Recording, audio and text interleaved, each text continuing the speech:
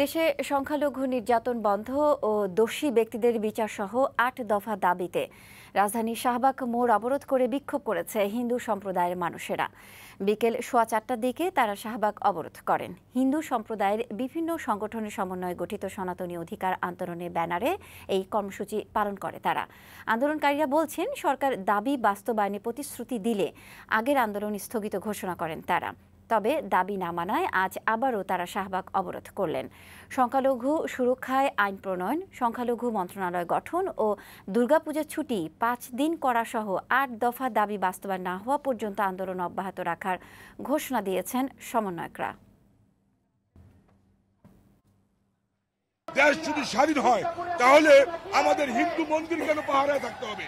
আজকে আমাদের মা বোন নিরাপদে নাই, ব্যবসা বাণিজ্য নিরাপদে নাই।